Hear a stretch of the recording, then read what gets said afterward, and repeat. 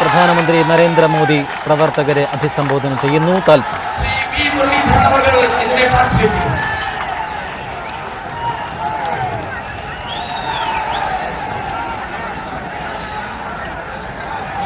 അഭിവാദ്യം ചെയ്തുകൊണ്ട് ഹർഷാരവം മുഴക്കിക്കൊണ്ട് മോദിജി അഭിവാദ്യം ചെയ്യാൻ ഹർഷാരവങ്ങളോട് അഭിവാദ്യം ചെയ്യാൻ അഭ്യർത്ഥിക്കുകയാണ്.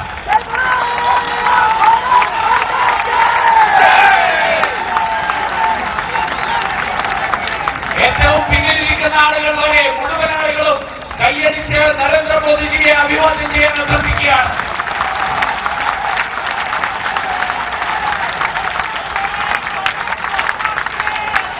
भारतीय जनता पार्टी के राष्ट्रीय अध्यक्ष श्रीमान अमित भाई शाह, भारतीय जनता पार्टी के पूर्व राष्ट्रीय अध्यक्ष श्रद्धेय अडवाणी जी, डॉक्टर मृत्युंजय जोशी जी, श्रीमान वेंकैया नायडू जी, श्री नितिन गडकरी जी, श्रीमान राजनाथ सिंह जी, मंच पर विराजमान केरल प्रदेश भारतीय जनता पार्टी के अध्यक्ष एवं केंद्र के और राज्य के सभी वरिष्ठ महानुभाव और विशाल संख्या में पधारे हुए केरल के मेरे प्यारे भाइयों और बहनों, जरूरत नहीं है, लोगों को समझ में आया. प्रिया सहोदरी सहोदरन मारे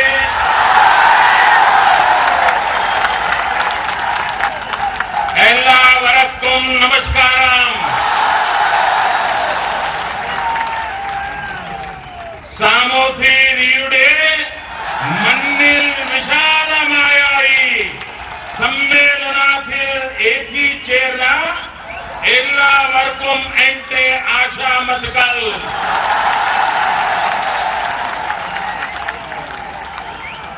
കാജ സിറാജ വിദ്യയും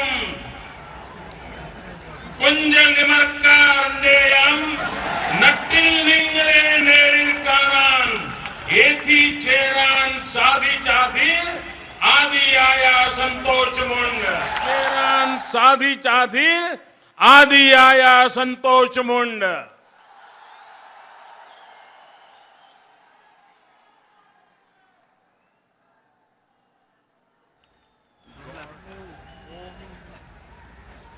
केरल का स्मरण मात्र से मन में एक गॉड्स ओन कंट्री के रूप में एक श्रद्धा का, एक पवित्रता का भाव पैदा होता है. ദൈവത്തിന്റെ സ്വന്തം നാട് കേരളം എന്ന പേര് കേൾക്കുമ്പോൾ തന്നെ ഓർമ്മയിലേക്ക് വരുന്നത് വിശുദ്ധമായിട്ടുള്ള ഒരു വികാരമാണ്, പവിത്രമായിട്ടുള്ള ഒരു വികാരമാണ് ദൈവത്തിന്റെ സ്വന്തം നാട് എന്നുള്ള വികാരം. और ये श्रद्धा, ये पवित्रता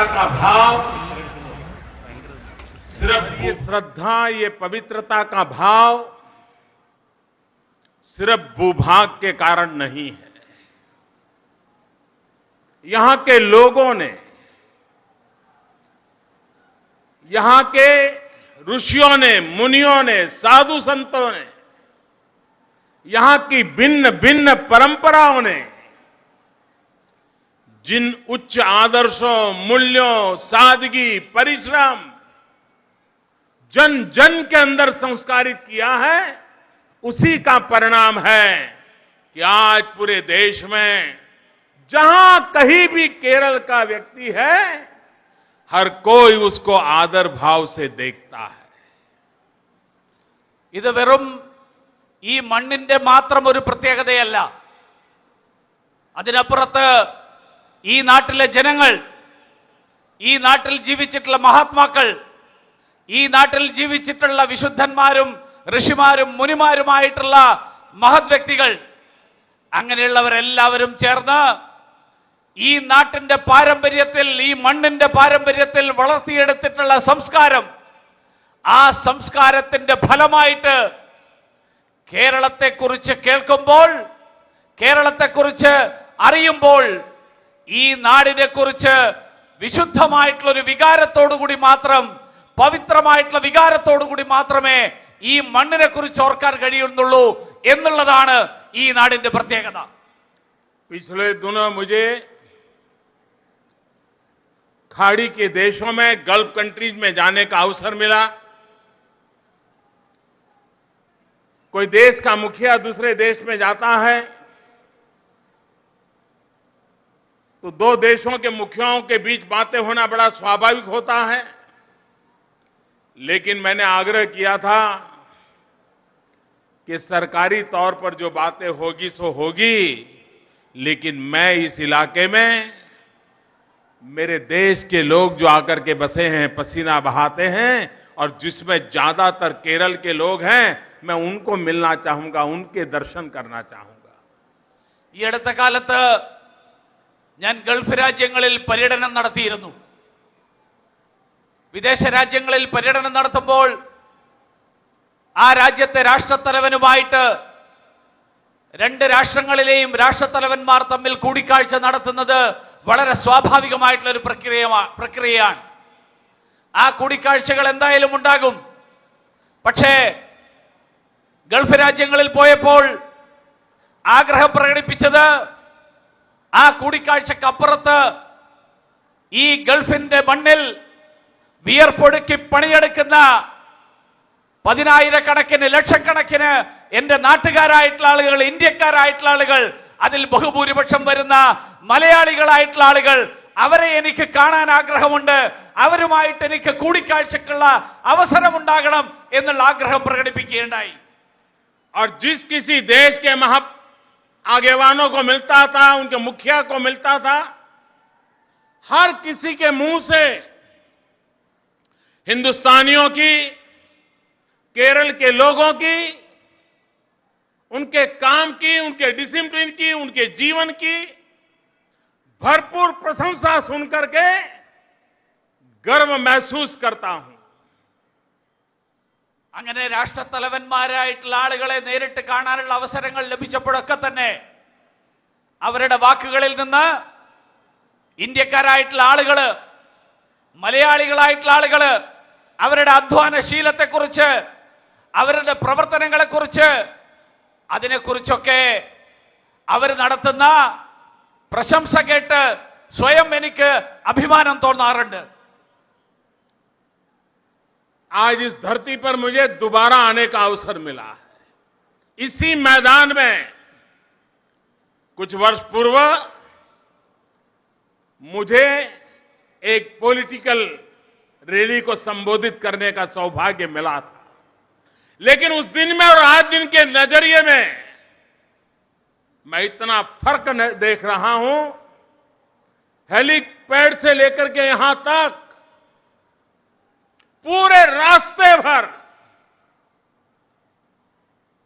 ह्यूमन चेन नहीं, मैंने ह्यूमन वॉल देखा और उत्साह से भरा हुआ लोगों का जमघट देखा. ഈ ഭൂമിയിൽ വീണ്ടും ഒരിക്കൽ കൂടി വരാനുള്ള ഒരു അവസരമാണ് എനിക്ക് ലഭിച്ചിട്ടുള്ളത്.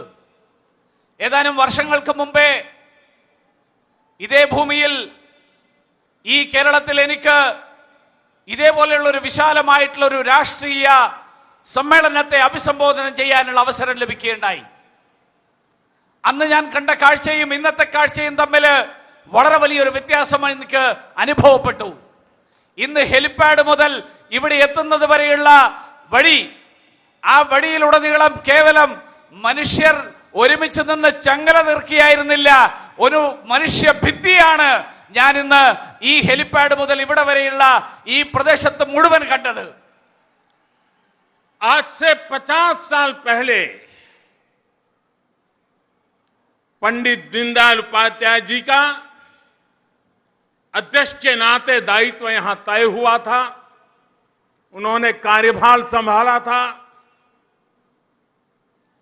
50 साल पहले के अखबार निकाल करके देखिए। मैं नहीं जानता हूं अखबार के किसी कोने में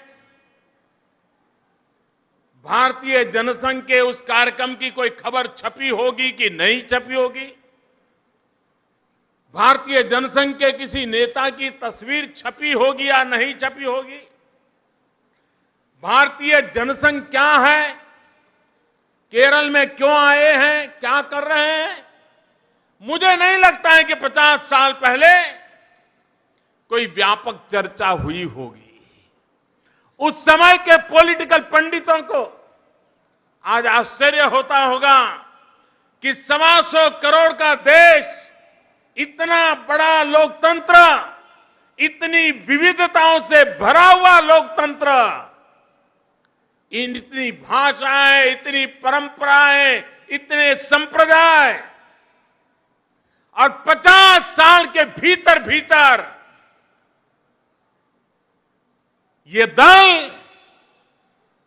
हिंदुस्तान की नंबर 1 पार्टी बन गया। भारत में पूर्ण बहुमत के साथ देश की जनता ने उसको सेवा करने का मौका दे दिया। 50 വർഷങ്ങൾക്ക് മുമ്പ് ഇതേ ഭൂമിയിലാണ് ശ്രീ ദീൻദയാൽ ഉപാധ്യായ ഭാരതീയ ജനസംഘത്തിന്റെ അധ്യക്ഷ പദം ഏറ്റെടുത്തത്. അന്നത്തെ ആ സമ്മേളനത്തെക്കുറിച്ച് ആ കാലത്തെ മാധ്യമങ്ങളിൽ എത്രമാത്രം വാർത്ത വന്നു എന്നറിയില്ല. പത്രമാധ്യമങ്ങൾ എത്രമാത്രം അതിനെക്കുറിച്ച് ചർച്ച ചെയ്തു എന്നറിയില്ല. എത്രമാത്രം ഗൗരവത്തോടുകൂടി ഭാരതീയ ജനസംഘം എന്നുള്ള പാർട്ടിയെക്കുറിച്ച് അറിയാനും ചർച്ച ചെയ്യാനും അന്ന് മാധ്യമങ്ങൾ താല്പര്യമെടുത്തു എന്നറിയില്ല. പക്ഷേ ഇന്ന് 125 കോടി ജനങ്ങളുള്ള ഈ നാട് വ്യത്യസ്തമായിട്ടുള്ള രീതികളും സമ്പ്രദായങ്ങളും, വ്യത്യസ്തമായിട്ടുള്ള ആചാരങ്ങളും വേഷഭൂഷങ്ങളും, വ്യത്യസ്തമായിട്ടുള്ള ഭാഷകളും, വ്യത്യസ്തമായിട്ടുള്ള ആഹാര രീതികളും ഒക്കെയുള്ള ഈ രാജ്യത്ത് ഏറ്റവും വലിയ രാഷ്ട്രീയ പാർട്ടിയായിട്ട് ഭാരതീയ ജനതാ പാർട്ടി മാറിയിരിക്കുന്നു. കേവല ഭൂരിപക്ഷം നേടിക്കൊണ്ട് ഈ രാജ്യത്തിന്റെ ഭരണഭാരം, ആ ഭരണഭാരം ഏറ്റെടുക്കാൻ ഭാരതീയ ജനതാ പാർട്ടിക്ക് സാധിച്ചിരിക്കുന്നു. അതാണ് ഇന്നത്തെ വ്യത്യാസം. आज हम उस पूर्व संध्या पर मिल रहे हैं जब कल से हिंदुस्तान राजनीतिक चिंतन के एक मनीषी पंडित दीनदयाल उपाध्याय जी की जन्मशती मनाने जा रहा है. നമ്മൾ ഈ രാജ്യം മുഴുവൻ ചർച്ച ചെയ്യാൻ പോകുന്ന ഏറ്റവും ഉന്നതനായിട്ടുള്ള രാഷ്ട്രീയ ചിന്തകൻ, അങ്ങനെയുള്ള ഉൾക്കാഴ്ചയുണ്ടായിരുന്ന ഒരു വ്യക്തിയുടെ അദ്ദേഹത്തിന്റെ ജന്മശതാബ്ദി ആഘോഷിക്കുന്നതിന്റെ പൂർവ്വസായാഹ്നത്തിലാണ് നമ്മൾ ഇവിടെ ഒരുമിച്ച് വന്നിരിക്കുന്നത്.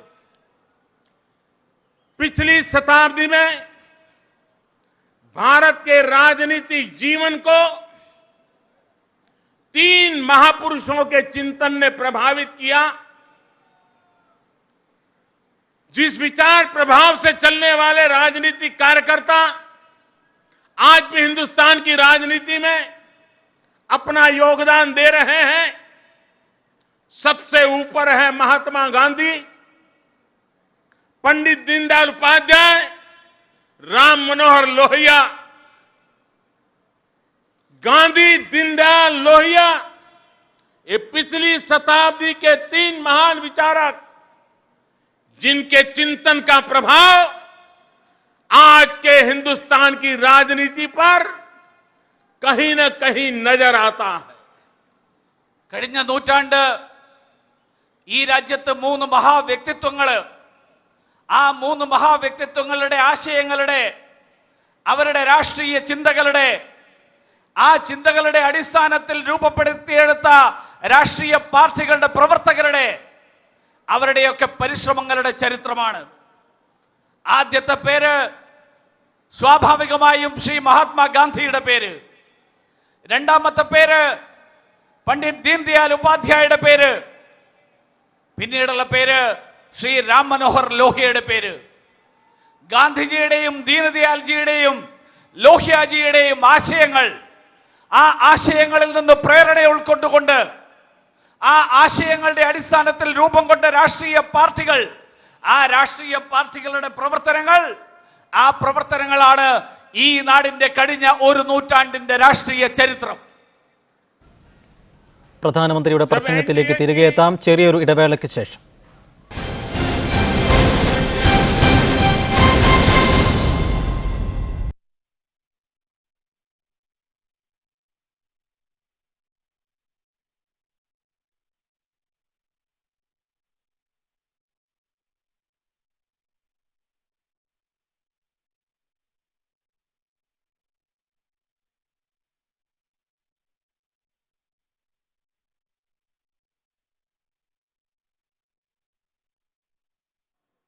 महात्मा गांधी और पंडित दीनदयाल उपाध्याय जी के चिंतन में से प्राप्त हुए हैं, प्रेरणा में से प्राप्त हुए हैं, अंत्योदय की दीनदयाल जी की कल्पना में से हमने हमारी सरकार के कार्यकलाप को रेखांकित करने का प्रयास किया है. ദേശീയ ജനാധിപത്യ സഖ്യത്തിന്റെ അംഗങ്ങൾ എല്ലാവരും കൂടി ചേർന്ന് പാർലമെന്റിന്റെ സെൻട്രൽ ഹാളിൽ നേതാവായി എന്നെ തെരഞ്ഞെടുത്തപ്പോൾ അവരെ അഭിസംബോധന ചെയ്തുകൊണ്ട് നടത്തിയ പ്രസംഗത്തിൽ ഒരു കാര്യം സൂചിപ്പിച്ചിരുന്നു. പാവപ്പെട്ടവർക്ക് വേണ്ടി സമർപ്പിക്കപ്പെട്ട ഒരു സർക്കാരായിരിക്കും ഈ വരാൻ പോകുന്ന സർക്കാർ. ദീൻദയാൽജി മുന്നോട്ട് വെച്ച അന്ത്യോദയം എന്നുള്ള ആശയം ഈ നാട്ടിലെ, ഈ സമൂഹത്തിലെ ഏറ്റവും അവസാനത്തെ വ്യക്തിയുടെ ഉയർച്ചയ്ക്ക് വേണ്ടിയിട്ടുള്ള പദ്ധതികൾ, ആ പദ്ധതികൾ ആവിഷ്കരിക്കുക എന്നുള്ള ആശയം, ആ ആശയം നടപ്പിലാക്കുക.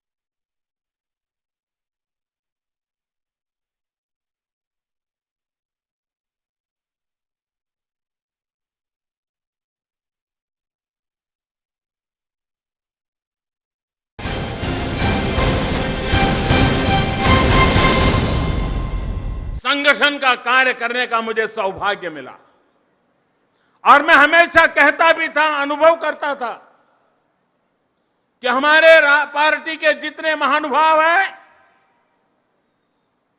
उनकी चिंतन धारा हमारी वैचारिक धरोहर तैयार करती है, लेकिन साथ साथ केरल के भारतीय जनसंघ के और केरल के भारतीय जनता पार्टी के सैकड़ों कार्यकर्ताओं ने गत दशकों में जो बलिदान दिए हैं, हजारों कार्यकर्ताओं ने जो यातनाएं झेली हैं, लाखों कार्यकर्ताओं ने, सामने कुछ नजर नहीं आता था, सत्ता दूर दूर तक दिखती नहीं थी. आज भी केरल के कार्यकर्ताओं को सत्ता का सौभाग्य नहीं मिला है, उसके बावजूद भी वे डटे रहे, वे जूझते रहे, विचार के लिए बलिदान होते रहे. ऐसे केरल के कार्यकर्ता सदा सर्वदा हिंदुस्तान के लाखों कार्यकर्ताओं की प्रेरणा रहे हैं. അധികാരത്തിന്റെ ഇടനാഴികളിൽ എത്തുന്നതിന് മുൻപ് വർഷങ്ങളോളം സംഘടനാ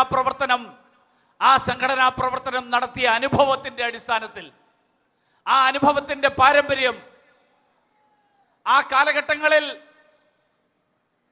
നിരവധി വ്യക്തികൾ ഈ സംഘടനയുടെ ഈ ആശയത്തെ മുന്നോട്ട് നയിച്ച, ഈ പ്രത്യയശാസ്ത്രത്തെ മുന്നോട്ട് നയിച്ച, അതിനു വേണ്ടിയിട്ടുള്ള സംഭാവനകൾ നൽകിയ നിരവധി വ്യക്തികൾ, അവരുടെ പരിശ്രമം, അവർ നൽകിയിട്ടുള്ള സംഭാവനകൾ, ആ സംഭാവനകളെല്ലാം തന്നെ നമുക്ക് സ്മരിക്കേണ്ട സംഭാവനകളാണ്. പക്ഷെ അതിനേക്കാൾ അപ്പുറത്ത് കേരളത്തിൽ ഭാരതീയ ജനസംഘത്തിന്റെയും ഭാരതീയ ജനതാ പാർട്ടിയുടെയും പ്രവർത്തകർ നൽകിയിട്ടുള്ള ബലിദാനം, നൂറുകണക്കിന് പ്രവർത്തകരുടെ രക്തസാക്ഷിത്വം, നൂറുകണക്കിന് പ്രവർത്തകർ എല്ലാവിധ പ്രതികൂല സാഹചര്യങ്ങളെയും നേരിട്ടുകൊണ്ട് ആശയത്തിന്റെയും പ്രത്യയശാസ്ത്രത്തിന്റെയും പാതയിൽ ഉറച്ചു നിന്നുകൊണ്ട് എന്തൊക്കെ കഷ്ടപ്പാടുകൾ സഹിക്കേണ്ടി വന്നാലും ആ കഷ്ടപ്പാടുകളിൽ ഒന്നും തന്നെ അടിപതറാതെ ലക്ഷ്യത്തെക്കുറിച്ചുള്ള ആ ലക്ഷ്യത്തിലേക്കുള്ള പ്രയാണത്തിൽ അല്പം പോലും താമസമില്ലാതെ മുന്നോട്ട് പോകുന്ന കേരളത്തിലെ ലക്ഷക്കണക്കിന് പ്രവർത്തകർ, അധികാരം എന്നുള്ളത് കണ്ണെത്താത്ത ദൂരത്തിലായിരിക്കുമ്പോഴും ഇന്നും അധികാരത്തിന്റെ അംശം പോലും അനുഭവിക്കാൻ കേരളത്തിലെ ഭാരതീയ ജനതാ പാർട്ടിയുടെ പ്രവർത്തകർക്ക് സാധിച്ചിട്ടില്ല.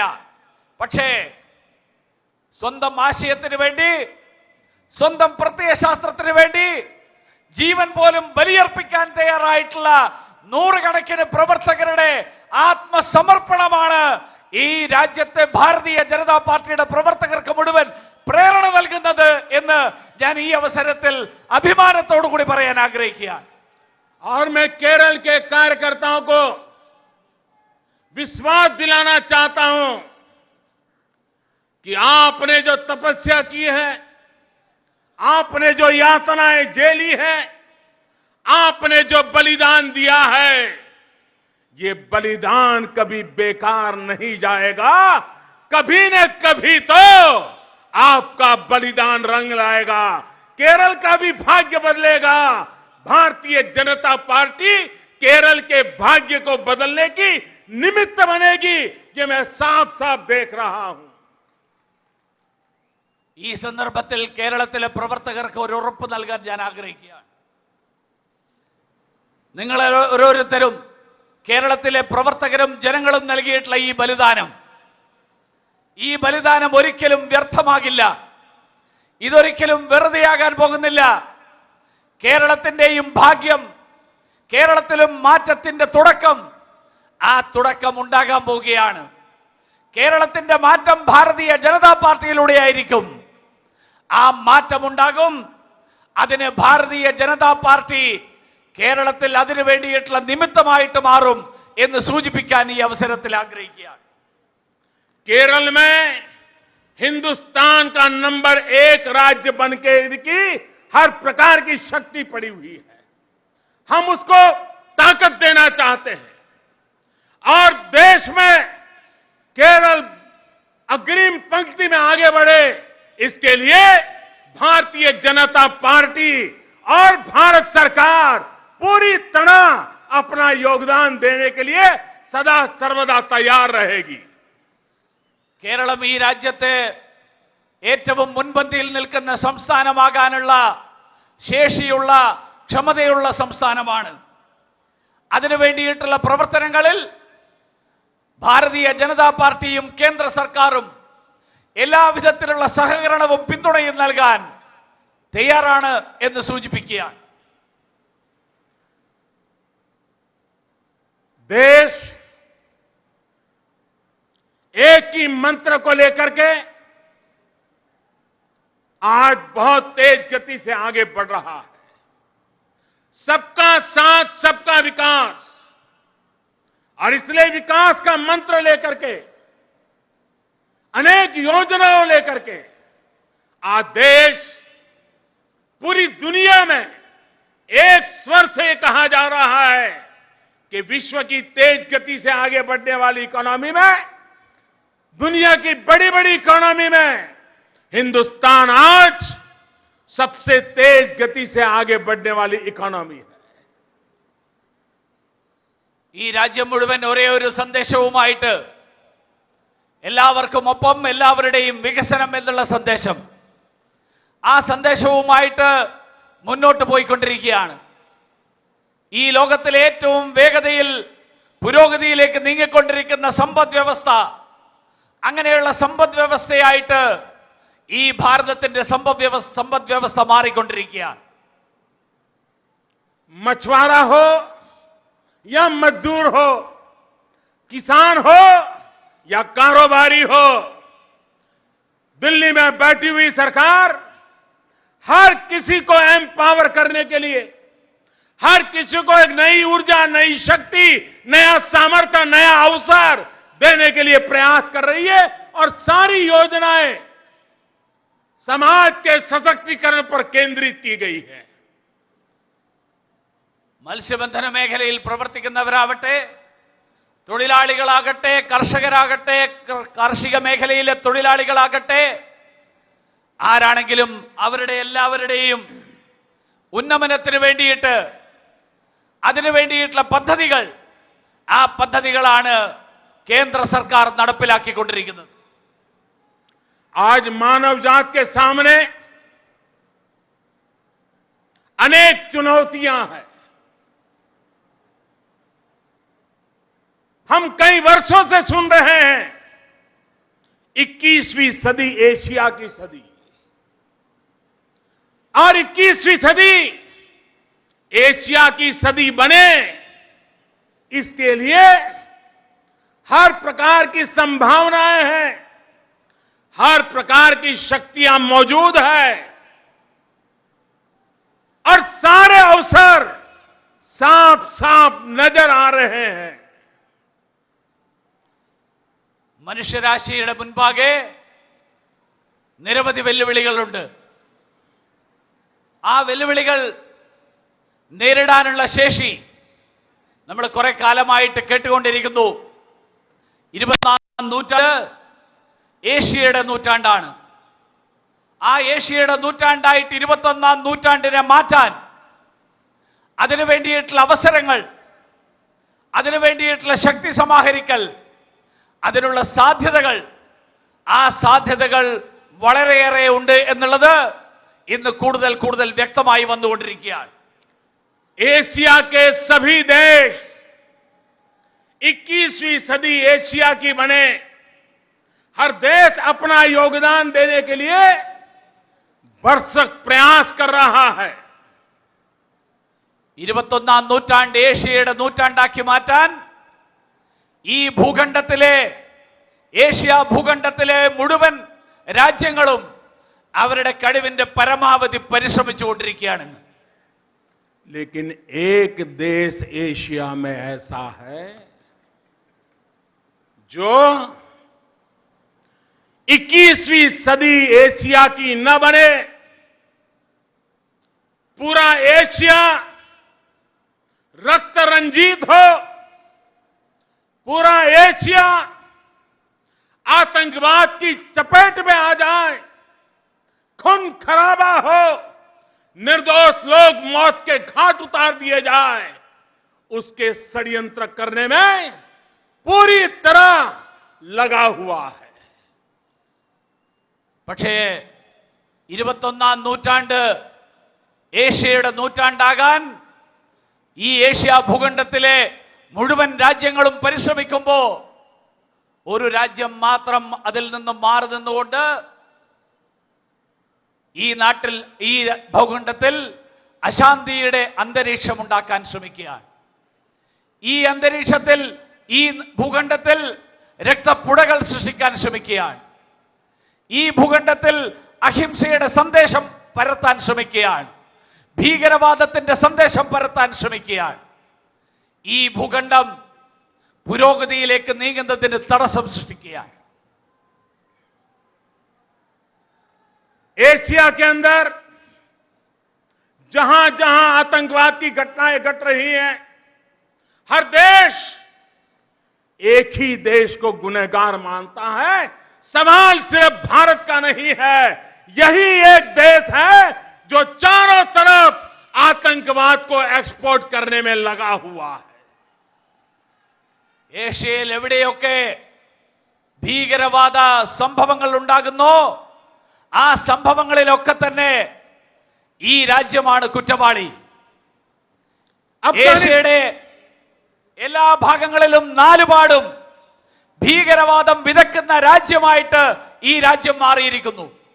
अफगानिस्तान हो, बांग्लादेश हो, अड़ोस पड़ोस के और देश हो, सब दूर. दुनिया में जब भी आतंकवाद की घटनाओं की खबर आती है तो थोड़े दिन में यह भी खबर आती है कि आतंकवादी या तो इस देश से गया था या तो आतंकवादी घटना करने के बाद ओसामा बिन लादेन की तरह उस देश में आकर के बसा था, वही उसका आश्रय स्थान बना था। ഈ ലോകത്തെ വിവിധ രാജ്യങ്ങളിൽ, അത് അഫ്ഗാനിസ്ഥാൻ ആയാലും ബംഗ്ലാദേശ് ആണെങ്കിലും, എന്ന് മാത്രമല്ല ലോകത്തെവിടെ ഭീകരവാദ സംഭവങ്ങൾ ഉണ്ടാകുമ്പോഴും ഈ നാടിന്റെ പേര്, ഈ രാജ്യത്തിന്റെ പേര് ചർച്ച ചെയ്യപ്പെടുന്നു, അതിന്റെ ഉത്തരവാദിയായിട്ട് കണക്കാക്കപ്പെടുന്നു. ഒന്നുകിൽ ഭീകരവാദികൾ ഈ നാട്ടിൽ നിന്ന് പോയി അവിടെ ഭീകരവാദ പ്രവർത്തനം നടത്തുന്നു, അല്ലെങ്കിൽ ഒസാമ ബിൻ ലാദനെ പോലെ ഭീകരവാദ പ്രവർത്തനം നടത്തിയതിനു ശേഷം ഈ രാജ്യത്ത് വന്ന് അഭയം തേടി അവിടെ ഒളിത്താവളമാക്കിയിട്ട് മാറ്റുന്നു. भाइयों बहनों, आतंकवाद कैसा होता है ये केरल के लोग भली भांति जानते हैं। हमारी केरल की बेटियों को आतंकवादी उठा करके ले गए थे, नर्सिंग का काम करने के लिए, मानवता की सेवा करने के लिए। खाड़ी के देशों में हमारी केरल की बेटियां सेवा भाव से काम कर रही थी, आतंकवादी उठा करके ले गए। पूरा हिंदुस्तान बेचैन हो गया था, हमारी बेटियों को हम बचा पाएंगे कि नहीं बचा पाएंगे, उनके जीवन का क्या होगा, जिंदा बचेगी कि नहीं बचेगी, उनके मां बाप को हम क्या जवाब दे पाएंगे। चारों तरफ चिंता का माहौल था, लेकिन पूरा केरल, उसने देखा कि दिल्ली में बैठी हुई सरकार इतनी चौकन्नी थी, भरसक प्रयास किया, डिप्लोमेटिक प्रयास किया और मेरी केरल की उन बेटियों को सही सलामत उनके घर तक हमने पहुंचा दिया। കേരളത്തിലെ ജനങ്ങൾക്ക് ഈ രാജ്യത്തിന്റെ പ്രവർത്തനങ്ങളുടെ ദുരന്തം അനുഭവിക്കേണ്ടി വന്നിട്ടുള്ള ജനതയാണ്. കേരളത്തിലെ പെൺമക്കൾ, പെൺകുട്ടികൾ, ആയിരക്കണക്കിന് ആളുകൾ വിദേശ രാജ്യങ്ങളിൽ, ഗൾഫ് രാജ്യങ്ങളിൽ ആതുര ശുശ്രൂഷയ്ക്ക് വേണ്ടിയിട്ടുള്ള പ്രവർത്തനങ്ങളിൽ വ്യാപൃതരായിട്ടുള്ളവരുണ്ട്. കേരളത്തിലെ നഴ്സുമാർ ഗൾഫ് രാജ്യങ്ങളിൽ ഈ ഭീകരവാദികൾ ആ നഴ്സുമാരെ തട്ടിക്കൊണ്ടുപോയി അവരെ തടങ്കലിലാക്കി. അവർക്ക് ഈ രാജ്യത്തേക്ക് തിരിച്ചു വരാൻ സാധിക്കാത്ത സാഹചര്യം സൃഷ്ടിച്ചു. ഡൽഹിയിലെ കേന്ദ്രത്തിലെ സർക്കാർ അവരെ വിട്ടയക്കാൻ വേണ്ടിയിട്ട്, അവരെ മോചിപ്പിക്കാൻ വേണ്ടിയിട്ട് എല്ലാ മാർഗങ്ങളും ഉപയോഗിച്ചു, നയതന്ത്ര മാർഗങ്ങൾ ഉപയോഗിച്ചു, വിവിധ തരത്തിലുള്ള ചർച്ചകൾ നടത്തി. ആ ചർച്ചകളുടെയൊക്കെ ഫലമായിട്ട് അവർക്കാർക്കും ഒരു പോറൽ പോലും ഏൽക്കാതെ അവരെ സുരക്ഷിതമായി തിരിച്ചു കൊണ്ടുവന്ന് അവരുടെ മാതാപിതാക്കളുടെ കൈകളിലെത്തിക്കാൻ ഭാരതീയ ജനതാ പാർട്ടിയുടെ നേതൃത്വത്തിലുള്ള കേന്ദ്രത്തിലെ സർക്കാരിന് സാധിച്ചു. आतंकवाद ये मानवता का दुश्मन है। पूरे विश्व की मानव जात को मानवतावादियों ने एक होकर के आतंकवाद को परास्त करना ही होगा और आतंकवाद के सामने न हिंदुस्तान झुका है, न हिंदुस्तान झुकेगा, आतंकवाद को परास्त करके रहेगा। ഭീകരവാദം മനുഷ്യത്വത്തിന്റെ മുഴുവൻ ശത്രുവാണ്. ഭീകരവാദത്തിന് മുന്നിൽ ഒരു വിട്ടുവീഴ്ചയും ചെയ്യാൻ ഭാരതം തയ്യാറല്ല. ഭാരതം അതിന്റെ മുന്നിൽ മുട്ടുമടക്കുന്ന പ്രശ്നമില്ല, മുട്ടുമടക്കില്ല, മുട്ടുമടക്കാൻ ഉദ്ദേശിക്കുന്നില്ല. भाइयों बहनों, इन दिनों पूरे देश में एक आक्रोश का माहौल है। जम्मू कश्मीर में, उरी में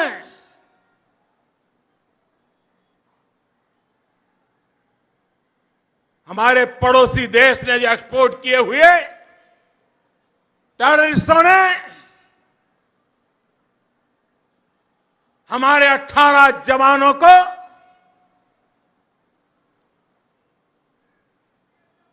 बलिदान होना पड़ा।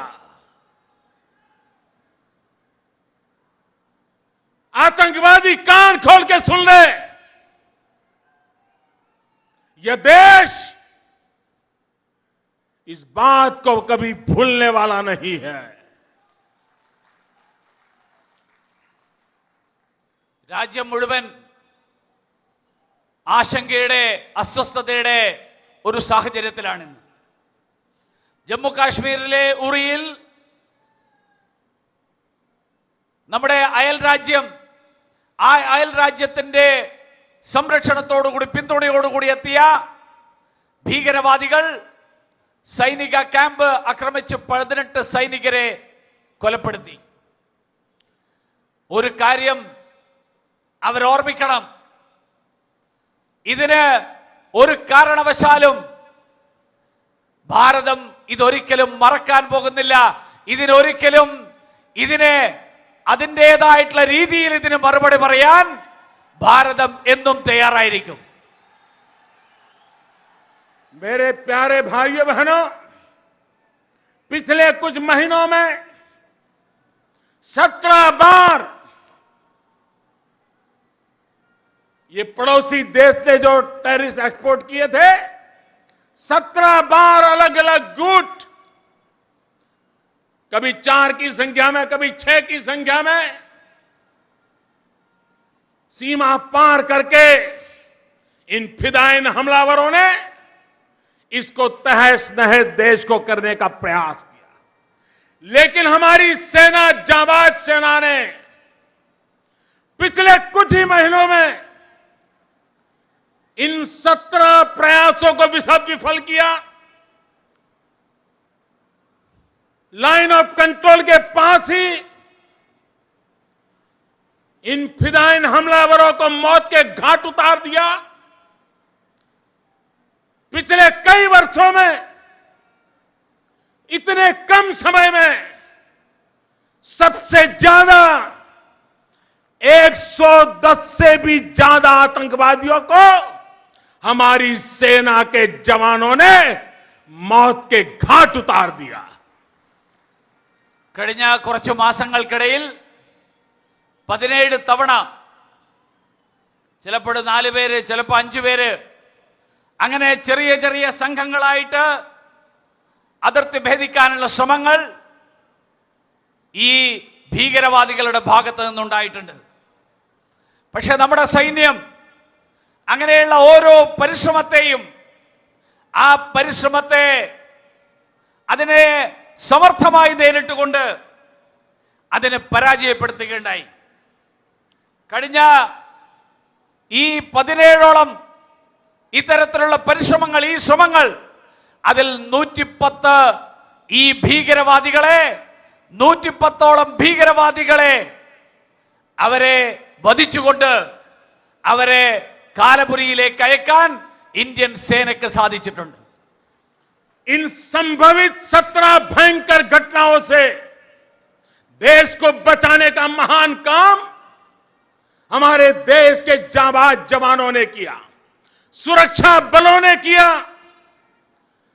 सीना तान करके लड़ाइयां लड़ी और देश के सामान्य मानवी को रक्षा देने के लिए वो लड़ते रहे. वे सदा सर्वदा जागते रहे और हमें 125 करोड़ देशवासियों को हमारी सेना पर नाज है, हमारी सेना पर हमें गर्व है, उनकी वीरता पे गर्व है, उनके पराक्रम पे गर्व है, उनके बलिदान की गाथाओं पर गर्व है. ഈ 17 സംഭവങ്ങൾ, ആ സംഭവങ്ങളിൽ ഈ രാജ്യത്തെ രക്ഷിക്കാൻ, ഈ രാജ്യത്തിന്റെ അതിർത്തികൾ രക്ഷിക്കാൻ, സംരക്ഷിക്കാൻ, അതിലൂടെ ഈ നാടിനെ രക്ഷിക്കാൻ വേണ്ടിയിട്ടുള്ള പരിശ്രമം, അതിനു വേണ്ടിയിട്ടുള്ള സമർത്ഥമായിട്ടുള്ള ശ്രമം ഇന്ത്യൻ സൈന്യമാണ് നടത്തിയത്. ആ സൈന്യത്തിന്റെ പ്രവർത്തനങ്ങൾ 125 കോടി ജനങ്ങൾ, ഈ രാജ്യത്തെ ജനങ്ങൾ, ആ ജനങ്ങൾ ഈ സേനയുടെ പരിശ്രമം, ഈ സേന നടത്തിയിട്ടുള്ള സമർത്ഥമായിട്ടുള്ള ചെറുത്തുനിൽപ്പ്, ഈ സേന ഈ രാജ്യത്തെ രക്ഷിക്കാൻ വേണ്ടി നടത്തിയിട്ടുള്ള വീരശൂരമായിട്ടുള്ള പരിശ്രമങ്ങൾ, ഈ സേന കാണിച്ചിട്ടുള്ള സാഹസികത തീർച്ചയായിട്ടും നമുക്ക് അഭിമാനം നൽകുന്നതാണ്. നമുക്ക് നന്ദിയുള്ളവരാണ്. ഈ സൈന്യത്തിലെ ഓരോ ഭടനോടും അവരെ ഓർത്ത് ഈ രാജ്യം അഭിമാനം കൊള്ളുകയാണ്. आप कल्पना कर सकते हैं पड़ोसी देश एक घटना में सफल हुआ और हमारे 18 वीरों को बलि होना पड़ा।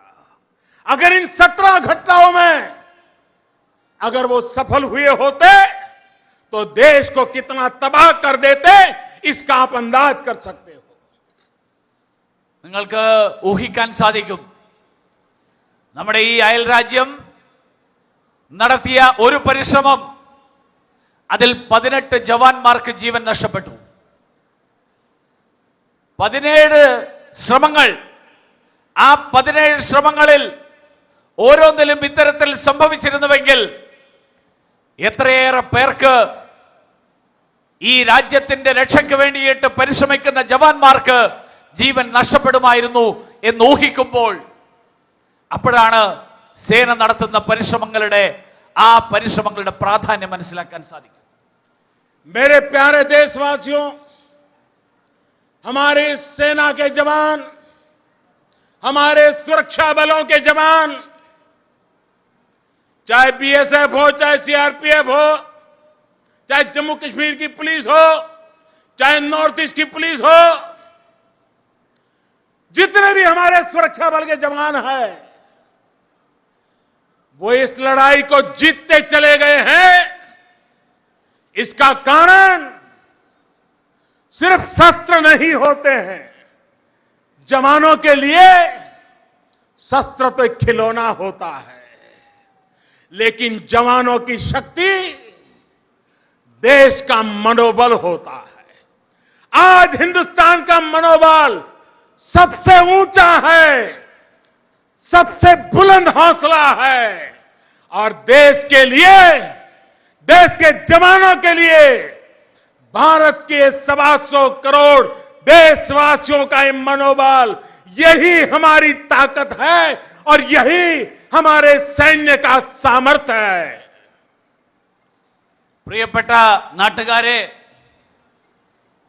സേന നടത്തിയിട്ടുള്ള ഈ പരിശ്രമങ്ങൾ, അത് ബിഎസ്എഫ് ആണെങ്കിലും സിആർപിഎഫ് ആണെങ്കിലും ജമ്മു കാശ്മീരിലെയോ വടക്ക് കിഴക്കൻ സംസ്ഥാനങ്ങളിലെയോ പോലീസ് സംവിധാനമാണെങ്കിലും അവർക്കെല്ലാവർക്കും തന്നെ ഇത്രയും സമർത്ഥമായിട്ടുള്ള രീതിയിൽ, ഇത്രയും ഫലപ്രദമായിട്ടുള്ള രീതിയിൽ ഈ ഭീകരവാദികളെ നേരിടാൻ സാധിച്ചിട്ടുള്ളത് അവരുടെ ആയുധങ്ങളുടെ ബലം കൊണ്ട് മാത്രമല്ല. ആയുധങ്ങൾ ജവാന്മാരെ സംബന്ധിച്ചിടത്തോളം കളിപ്പാട്ടങ്ങളാണ്. അവർക്ക് ശക്തി നൽകുന്നത് ആയുധങ്ങൾ മാത്രമല്ല, ഈ നാട്ടിലെ ജനങ്ങളുടെ മനസ്സിന്റെ പിന്തുണയാണ്. ഇന്ന് ഈ നാട്ടിലെ ജനങ്ങളുടെ മനസ്സിന്റെ പിന്തുണ, ആ മനസ്സിന്റെ ശക്തി ഏറ്റവും ഉയർന്ന രൂപത്തിൽ ഈ നാട്ടിലെ ജവാന്മാരോടൊപ്പമാണ്. ആ മനഃശക്തിയാണ്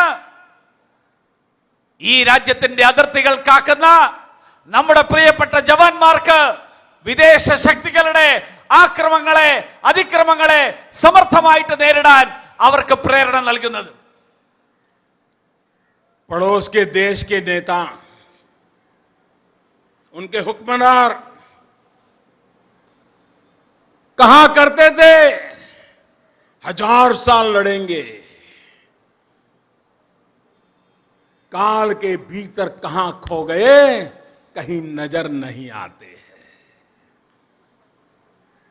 ഈ അയൽ രാജ്യത്തിന്റെ ചില നേതാക്കന്മാർ പറയുമായിരുന്നു, ഞങ്ങൾ 1000 വർഷത്തെ യുദ്ധം ചെയ്യാൻ തയ്യാറാണ്.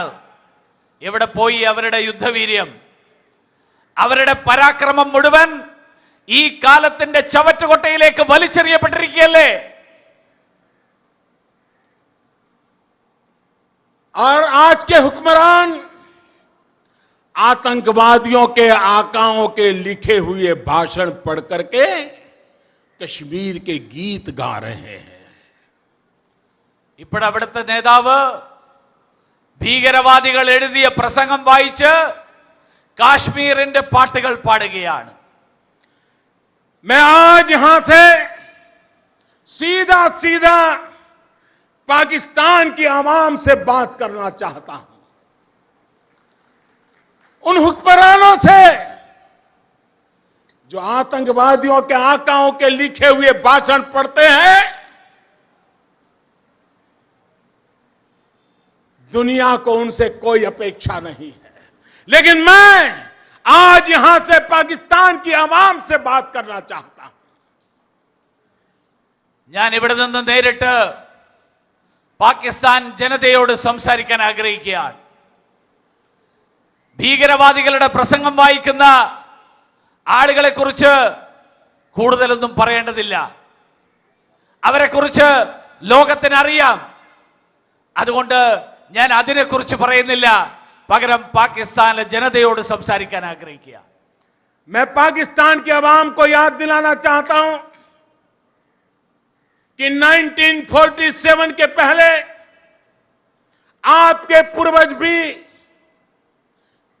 इसी संयुक्त हिंदुस्तान की धरती को प्रणाम करते थे, इसी को अपनी मिट्टी मानते थे, और उस हिसाब से आपके उन पूर्वजों की याद दिलाते हुए मैं आज आपसे कुछ बातें कहना चाहता हूं.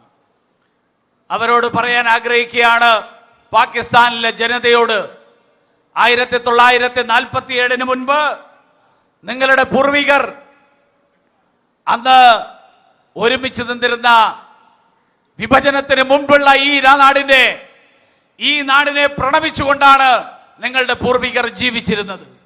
ആ ജനതയോട് ഞാൻ സംസാരിക്കാൻ ആഗ്രഹിക്കുകയാണ്. पाकिस्तान की आवाम अपने हुक्मरानों को जरा पूछे कि पीओके तो आपके पास है,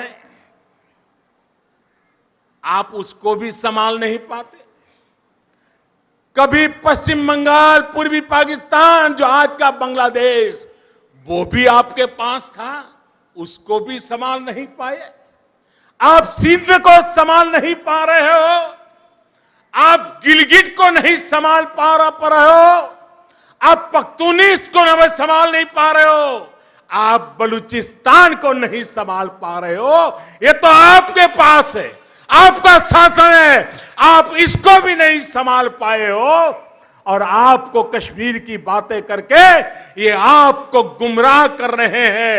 आप पाकिस्तान की आवाम अपने नेताओं को जरा पूछे कि जो घर में है उनको तो ढंग से संभाल करके दिखाओ. പാകിസ്ഥാനിലെ ജനങ്ങളോട് ചോദിക്കാൻ ആഗ്രഹിക്കുകയാണ്, പറയാൻ ആഗ്രഹിക്കുകയാണ്. കാശ്മീരിലെ പാക് അധീന കാശ്മീർ, ആ പാക് അധീന കാശ്മീർ നിങ്ങളുടെ നിയന്ത്രണത്തിലല്ലേ? അവിടെ കാര്യങ്ങൾ നേരായ രീതിയിൽ കൊണ്ടുപോകാൻ നിങ്ങൾക്ക് എന്തുകൊണ്ട് സാധിക്കുന്നില്ല? ബംഗ്ലാദേശ് നിങ്ങളുടെ കൈവശമായിരുന്നില്ലേ അന്നത്തെ കിഴക്കൻ പാകിസ്ഥാൻ? അവിടെ കാര്യങ്ങൾ നേരായ രീതിയിൽ എന്തുകൊണ്ട് കൊണ്ടുപോകാൻ സാധിച്ചില്ല? സിന്ധ് നിങ്ങളുടെ ഭാഗമല്ലേ? അവിടെ എന്തുകൊണ്ട് കാര്യങ്ങൾ മുന്നോട്ട് കൊണ്ടുപോകാൻ സാധിക്കുന്നില്ല? ഗിൽഗിത് നിങ്ങളുടെ ഭാഗമല്ലേ? എന്തുകൊണ്ട് അത് മുന്നോട്ട് പോകാൻ സാധിക്കുന്നില്ല? പഖ്തൂണിസ്ഥാൻ നിങ്ങളുടെ ഭാഗമല്ലേ? എന്തുകൊണ്ട് അവിടെ മുന്നോട്ട് കൊണ്ടുപോകാൻ സാധിക്കുന്നില്ല? ബലൂചിസ്ഥാൻ നിങ്ങളുടെ ഭാഗമല്ലേ? അവിടെ കാര്യങ്ങൾ നേരായ രീതിയിൽ കൊണ്ടുപോകാൻ നിങ്ങൾക്ക് എന്തുകൊണ്ട് സാധിക്കുന്നില്ല? പാകിസ്ഥാനിലെ ജനങ്ങളെ, അവിടുത്തെ നേതൃത്വം കാശ്മീരിന്റെ പേര് പറഞ്ഞുകൊണ്ട് ജനങ്ങളെ വിഡ്ഢികളാക്കാൻ, ജനങ്ങളുടെ കണ്ണിൽ പൊടിയിടാൻ വേണ്ടിയിട്ടുള്ള ആ ശ്രമങ്ങളാണ് നടത്തുന്നത്. അതുകൊണ്ട് പാകിസ്ഥാനിലെ ജനങ്ങളോട്, ആ ജനതയോട് ചോദിക്കാൻ ആഗ്രഹിക്കുകയാണ്. നിങ്ങളുടെ നേതാക്കന്മാരോട് ചോദിക്കണം, നമ്മുടെ കൈവശമുള്ള പ്രദേശങ്ങൾ പോലും നേരായ രീതിയിൽ കൊണ്ടുപോകാൻ സാധിക്കാത്ത നിങ്ങൾ കാശ്മീരിന്റെ പേര് പറഞ്ഞ് ഞങ്ങൾ വിഡ്ഢികളാക്കുകയല്ലേ? पाकिस्तान की आवाम अपने हुक्मरानों को जरा पूछे कि दोनों देश एक साथ आजाद हुए, क्या कारण है कि हिंदुस्तान दुनिया में सॉफ्टवेयर एक्सपोर्ट करता है और आपके हुक्मरान टेररिस्टों को एक्सपोर्ट करते हैं? क्या कारण है? പാകിസ്ഥാനിലെ ജനത അവരോട് പറയാൻ ആഗ്രഹിക്കുകയാണ്, നിങ്ങളുടെ നേതാക്കന്മാരോട് ചോദിക്കണം. നമ്മൾ ഈ രണ്ട് രാജ്യങ്ങളും ഒരേ കാലത്ത് ഒരേ സമയത്ത് സ്വാതന്ത്ര്യം നേടിയ രാജ്യങ്ങളാണ്. എന്തുകൊണ്ട് ഇന്ത്യ വിവര സാങ്കേതിക വിദ്യയുടെ മേഖലയിൽ, IT മേഖലയിൽ ഇന്ത്യ കയറ്റുമതി നടത്തുന്നു? വിവരസാങ്കേതിക വിദ്യ കയറ്റുമതി നടത്തുന്നു, പാകിസ്ഥാൻ ഭീകരവാദികളെ കയറ്റുമതി നടത്തുന്നു. എന്തുകൊണ്ട് ഇത് സംഭവിക്കുന്നു എന്ന് നിങ്ങൾ നിങ്ങളുടെ നേതാക്കന്മാരോട് ചോദിക്കണം. पाकिस्तान की आवाम से मैं कहना चाहता हूं, आपको गुमराह करने के लिए आपके हुक्मरान 1000 साल तक हिंदुस्तान से लड़ने की बातें करते हैं. आज दिल्ली में ऐसी सरकार बैठी है, मैं आपकी इस चुनौती को स्वीकार करने के लिए तैयार हूं.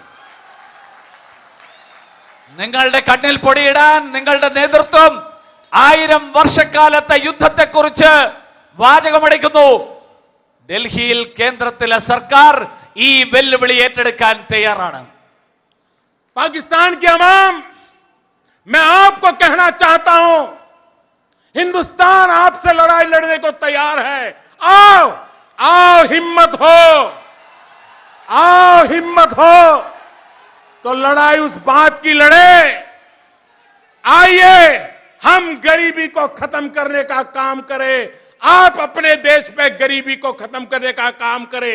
हम दोनों लड़ाई लड़े, देखते हैं सबसे पहले अपने देश की गरीबी कौन खत्म करता है. आओ, पाकिस्तान की आवाम इसको पसंद करेगी. പാകിസ്ഥാനിലെ ജനതയോട് പറയാൻ ആഗ്രഹിക്കുന്നു, നമുക്കൊരുമിച്ച് ഈ യുദ്ധത്തിലേക്ക് നീങ്ങാം. ഈ രണ്ട് രാജ്യങ്ങളിലെയും ദാരിദ്ര്യം ഇല്ലാതാക്കാൻ വേണ്ടിയിട്ടുള്ള യുദ്ധം, അതിനു വേണ്ടിയിട്ടുള്ള പരിശ്രമത്തിൽ, ആ യുദ്ധത്തിൽ ആരാണ് മുന്നോട്ട് വരിക, ആരാണ് മുന്നിലെത്തുക, ആരാണ് അതിൽ വിജയിക്കുക എന്നുള്ള കാര്യത്തിൽ നമുക്കൊരു പരിശ്രമം നടത്താം എന്ന് പാകിസ്ഥാനിലെ ജനങ്ങളോട് ഞാൻ പറയാൻ ആഗ്രഹിക്കുക. पाकिस्तान के नौजवान, आओ लड़ाई लड़े. पहले हिंदुस्तान बेरोजगारी खत्म करता है कि पहले पाकिस्तान बेरोजगारी खत्म करता है. आओ बेरोजगारी को खत्म करने की लड़ाई लड़े और देखें पहले कौन जीतता है. പാകിസ്ഥാനിലെ ചെറുപ്പക്കാരോട് പറയാൻ ആഗ്രഹിക്കുകയാണ്, തൊഴിലില്ലായ്മക്കെതിരായിട്ടുള്ള യുദ്ധം, ആ യുദ്ധത്തിന് നമുക്ക് തുടക്കമിടാം. പാകിസ്ഥാനിലെ തൊഴിലില്ലായ്മ ഇല്ലാതാക്കാൻ ആദ്യം കഴിയുമോ, ഇന്ത്യയിലെ തൊഴിലില്ലായ്മ ഇല്ലാതാക്കാൻ ആദ്യം കഴിയുമോ എന്നുള്ളതിൽ നമുക്കൊരു ശ്രമം നടത്താം. ആദ്യം തൊഴിലില്ലായ്മ ഇല്ലാതാക്കാൻ വേണ്ടിയിട്ടുള്ള യുദ്ധം നമുക്ക് നടത്താം. मैं पाकिस्तान के उन छोटे छोटे बालकों से बात करना चाहता हूं, आइए हम अशिक्षा के खिलाफ लड़ाई लड़े. पाकिस्तान भी अशिक्षा को खत्म करने के लिए लड़ाई लड़े, हिंदुस्तान भी अशिक्षा को खत्म करने के लिए लड़ाई लड़े और देखे पहले हिंदुस्तान जीतता है कि पहले पाकिस्तान जीतता है. പാകിസ്ഥാനിലെ ചെറിയ കുട്ടികൾ, അവിടുത്തെ ബാലികാ ബാലന്മാരോട് പറയാൻ ആഗ്രഹിക്കുകയാണ്, നമുക്ക് നമ്മുടെ നാടുകളിലെ വിദ്യാഭ്യാസ മേഖലയിലെ പിന്നോക്കാവസ്ഥ പരിഹരിക്കാൻ, അതിനു വേണ്ടിയിട്ടുള്ള പോരാട്ടം, അതിനു വേണ്ടിയിട്ടുള്ള യുദ്ധം, ആ യുദ്ധത്തിന് തുടക്കമിടാം. ആദ്യം പാകിസ്ഥാനാണോ ഈ മേഖലയിൽ മുന്നോട്ടെത്തുക, അതോ ഈ രാജ്യം ഇന്ത്യയാണോ ഈ മേഖലയിൽ വിജയിക്കുക എന്നുള്ളത് നമുക്കൊരു യുദ്ധത്തിന്, അതിനു വേണ്ടിയിട്ടുള്ള യുദ്ധത്തിന് തുടക്കമിടാം. हिंदुस्तान में भी नवजात शिशु मरते हैं, प्रसूता माताएं मरती हैं. पाकिस्तान में भी नवजात शिशु मरते हैं, प्रसूता माताएं मरती हैं. आओ लड़ाई लड़े, नवजात शिशुओं को बचाने की, प्रसूता माताओं को बचाने की. आप बचा करके दिखाओ, हम बचा करके दिखाए, देखे कौन जीतता है. നവജാത ശിശുക്കളുടെ മരണം, പ്രസവത്തിന് ശേഷമുള്ള അമ്മമാരുടെ മരണം, ഇതിലൊക്കെ പാകിസ്ഥാനും ഇന്ത്യയും ഈ മേഖലയിൽ നമുക്കൊരു യുദ്ധത്തിന് വേണ്ടിയിട്ട്, അതിനു വേണ്ടിയിട്ടുള്ള ശ്രമം നടത്താം. ഈ രണ്ട് രാജ്യങ്ങളിൽ എവിടെയാണ് ഈ മേഖലയിൽ നമുക്ക് മുന്നേറ്റം കൈവരിക്കാൻ സാധിക്കുക എന്നുള്ളത് നമുക്കൊന്ന് പരിശ്രമിച്ചു നോക്കാം. और पाकिस्तान के हुक्मरान सुन ले, हमारे 18 जवानों का बलिदान बेकार नहीं जाएगा. പാകിസ്ഥാനിലെ നേതൃത്വം മനസ്സിലാക്കണം, നമ്മുടെ 18 ജവാന്മാരുടെ ജീവത്യാഗം, ആ ജീവത്യാഗം വ്യർത്ഥമാകില്ല. भारत सफल रहा है पूरे दुनिया में आपको अलग थलग करने के लिए, और हम उसको तेज करेंगे और पूरे विश्व में आपको अकेला रहने के लिए हम मजबूर करके रहेंगे. അതിനു വേണ്ടിയിട്ട് പാകിസ്ഥാന്റെ ഈ ശ്രമങ്ങളുടെ, അത് തുറന്നു കാണിക്കാൻ വേണ്ടിയിട്ടുള്ള എല്ലാ ശ്രമങ്ങളും ഈ ലോകത്തിന്റെ മുന്നിൽ അത് മുഴുവൻ വ്യക്തമാക്കാൻ വേണ്ടിയിട്ടുള്ള എല്ലാ ശ്രമങ്ങളും ഇന്ത്യയുടെ ഭാഗത്ത് നിന്നുണ്ടാകും. वो दिन दूर नहीं होगा जब पाकिस्तान की अवाम पाकिस्तान के हुक्मरानों के खिलाफ, आतंकवाद के खिलाफ लड़ाई लड़ने के लिए मैदान में आएगी. പാകിസ്ഥാനിലെ ജനത അവിടുത്തെ നേതൃത്വത്തിനെതിരായിട്ട്, ഭീകരവാദത്തിന് എതിരായിട്ട് അതിനു വേണ്ടിയിട്ടുള്ള പോരാട്ടത്തിൽ പങ്കാളികളാകുന്ന ദിവസം, ആ ദിവസം അധികം വിദൂരമല്ല എന്ന് ഓർമ്മിപ്പിക്കുകയാണ്. मेरे प्यारे देशवासियों, हमारे देश का भविष्य शांति, एकता, सद्भावना से जुड़ा हुआ है. देश का जवान तब जीतता है जब हम कंधे से कंधे मिलाकर के खड़े रहते हैं, एक स्वर से बोलते हैं, एक ही संकल्प को लेकर के चलते हैं. आज 125 करोड़ देशवासी उस देशभक्ति के ज्वार से भरे हुए हैं. आज 125 करोड़ देशवासी भारत की आन बान शान के लिए हर कीमत देने के लिए तैयार बैठे हैं. और इसलिए भाइयों बहनों, मैं भारत के उज्जवल भविष्य को देख रहा हूं, भारत में सुख चैन की जिंदगी देख रहा हूं, और उसके लिए हम सब मिलकर के सफल होंगे, ये मैं आपको विश्वास दिलाता हूं. ഈ ഭാരതം ശാന്തിയുടെയും ഏകതയുടെയും സദ്ഭാവനയുടെയും നാടാണ്. ഭാരതത്തിലെ ജവാന്മാർ തോളോട് തോൾ ചേർന്നുകൊണ്ട് ഈ നാട്ടിലെ 125 കോടി ജനങ്ങൾ, ആ ജനങ്ങളുടെ ദേശഭക്തിയാൽ പ്രേരിതമായിട്ടുള്ള അങ്ങനെയുള്ള ഒരു സാഹചര്യത്തെയാണ് പ്രതീക്ഷിക്കുന്നത്. ഈ നാടിന്റെ ഉയർച്ചയ്ക്ക് വേണ്ടി, ഈ നാടിന്റെ ഉജ്ജ്വലമായിട്ടുള്ള ഭാവി, ആ ഭാവി രചിക്കാനായിട്ട് അതിനു വേണ്ടിയിട്ടുള്ള പരിശ്രമങ്ങൾ, ആ പരിശ്രമങ്ങളെയാണ് ഈ നാട് പ്രതീക്ഷിക്കുന്നത്. मेरे प्यारे देशवासियों, पंडित दीनदयाल उपाध्याय जन्म शताब्दी वर्ष को हमने गरीब कल्याण वर्ष के रूप में मनाना तय किया है.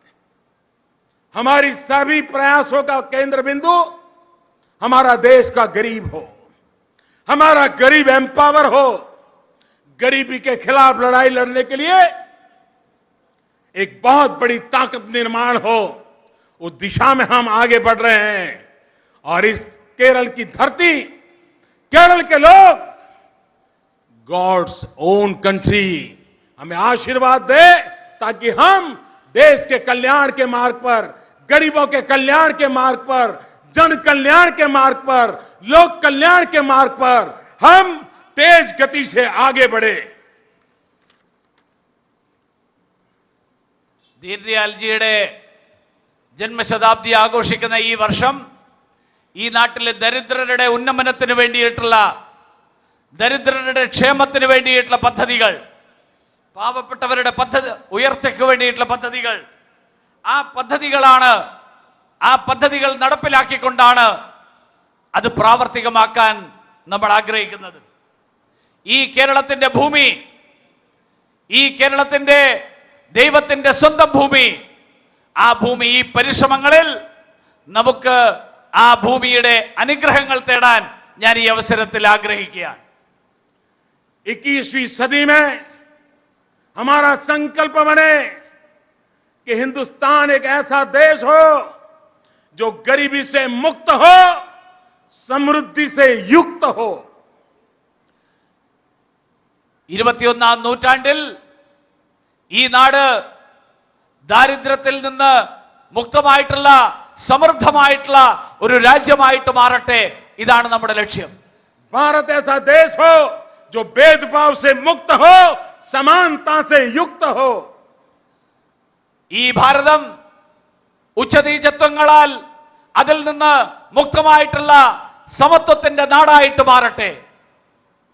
भारत ऐसा देश हो जो अन्याय से मुक्त हो, न्याय से युक्त हो. ഈ നാട് അനീതിയിൽ നിന്ന് വിമുക്തമായിട്ടുള്ള നീതിയുടെ പ്രദേശമായിട്ട് മാറട്ടെ. भारत ऐसा देश हो गंदगी से मुक्त हो, स्वच्छता से युक्त हो. ഈ നാട് ദുർഗന്ധത്തിൽ നിന്നും മാലിന്യത്തിൽ നിന്നും മുക്തമായിട്ടുള്ള, ഈ നാട് സ്വച്ഛതയുടെയും, ഈ നാട് അങ്ങനെയുള്ള ഒരു പ്രദേശമായിട്ട് സ്വച്ഛതയുടെ പ്രദേശമാകട്ടെ. भारत ऐसा देश हो जो भ्रष्टाचार से मुक्त हो, पारदर्शिता से युक्त हो. ഈ ഭാരതം അഴിമതിയിൽ നിന്ന് വിമുക്തമായ സുതാര്യതയുടെ പ്രദേശമായിട്ട് മാറട്ടെ. भारत ऐसा देश हो बेरोजगारी से मुक्त हो, रोजगारी से युक्त हो. ഈ ഭാരതം തൊഴിലില്ലായ്മയിൽ നിന്ന് വിമുക്തമായിട്ടുള്ള തൊഴിലുകളാൽ സമൃദ്ധമായിട്ടുള്ള ഒരു നാടായിട്ട് മാറട്ടെ. भारत ऐसा देश हो महिला उत्पीड़न से मुक्त हो, नारी सम्मान से युक्त हो. ഈ ഭാരതം സ്ത്രീകൾക്കെതിരായിട്ടുള്ള അതിക്രമങ്ങളിൽ നിന്ന് മുക്തമായിട്ടുള്ള സ്ത്രീകൾക്ക് ആദരവ് ലഭിക്കുന്ന പ്രദേശമായിട്ട് നാടായിട്ട് മാറട്ടെ. भारत ऐसा देश हो जो निराशा से मुक्त हो, आशा से युक्त हो. ഈ നാട് നിരാശയുടെ കയങ്ങളിൽ നിന്ന് ഉയർന്ന് ആശയുടെ പ്രതീക്ഷകളുടെ നാടായിട്ട് മാറട്ടെ. पंडित दीनदयाल उपाध्याय जी की जन्म शती में इसी संकल्प को लेकर के हम सब आगे बढ़े. इसी एक अपेक्षा के साथ आप सबका बहुत बहुत आभार, आप सबको बहुत बहुत शुभकामनाएं. ദീൻദയാൽജിയുടെ ജന്മശതാബ്ദിയുടെ ഈ വർഷത്തിൽ ഈ പ്രതീക്ഷകളുമായിട്ട് ഈ ദൃഢപ്രതിജ്ഞയുമായിട്ട് നമുക്ക് മുന്നോട്ട് പോകാം. എല്ലാവർക്കും പ്രധാനമന്ത്രി നരേന്ദ്രമോദിയുടെ പ്രസംഗം അവസാനിച്ചിരിക്കുന്നു. പ്രധാനമന്ത്രി പാകിസ്ഥാനെതിരെ അതിരൂക്ഷമായ വിമർശമാണ് പ്രധാനമന്ത്രി